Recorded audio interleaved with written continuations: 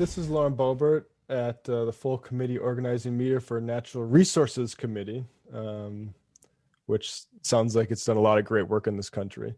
Um, and yeah, she's got several firearms. I come from a gun owning background myself. My dad is a big hunter.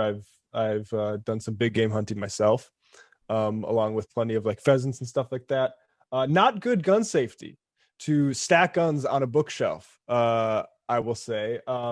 And I think if I could introduce a wedge issue into the gun owning community, it would be these type of freaks versus outdoorsmen. This sort of like weekend warrior bullshit, fantasist, like separationist rebel stuff with like the NRA's old pitch, like in the 80s and stuff, which is like, look at this guy and his son hunting and learning hunter safety, right? Which is clearly there's a lot more money because people are just using them for ostentation like this. Yeah.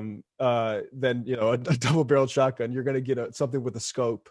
And yeah, I mean, pretty sickening. But what would you expect from somebody who caused a mass poisoning outbreak with pork sliders in 2017, with in part with her Shooter's Bar and Grill, and I think it wasn't exactly related to that business. They were helping out though.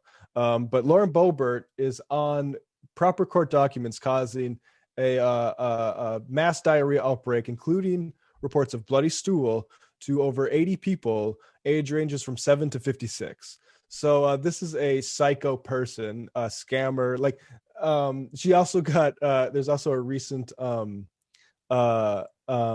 story about how she's been expensing an insane amount of gas mileage for her campaigns, despite having very few public events. And look, I know Colorado is a big place, but if you're expensing more than the representative for all of Alaska, I think you might be. I think there might be some kind of tendencies here, cutting corners, and I just call it. This is the MAGA scammer class of quote unquote entrepreneur that who Trump really spoke for. I mean, they got the CARES Act stuff, and I Yeah. mean, she's got the guns to prove it. Well, yeah, and can you put that back up for a second because the bottom rifle is what really gets me because it's just resting atop, like, are those DVDs or books?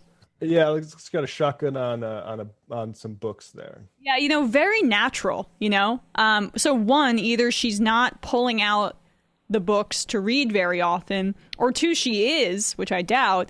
And then the gun gets dislodged and it has to be rearranged. The reality of this is that one, she's doing what a lot of Zoom people and podcasters do, which is record in front of a bookcase to make themselves look smart. It's fine. I get it. Except I just installed 3 of those things. oh well, there you go. Look, it makes you learned, and you also have a ton of books, Matt. So you need a book. You need some bookshelves, but instead of bookshelves for her, we got guns. I mean, like, how obvious was these, like, was the planting of these? And look at the little mini handgun. It's so cute, right? Next to the crisscross of the rifles on the top shelf. Yeah, and if you look here, this is a fracking rig. So like the kind that would have frozen in Texas and would have really hurt output at a crucial moment. So she's got a statue of that. And yeah, I mean, clearly this is not how she actually stores her guns. I don't think. Yeah, you're right. This is Zoom staging. And I mean, I think a good question is like, what message is this is being sent?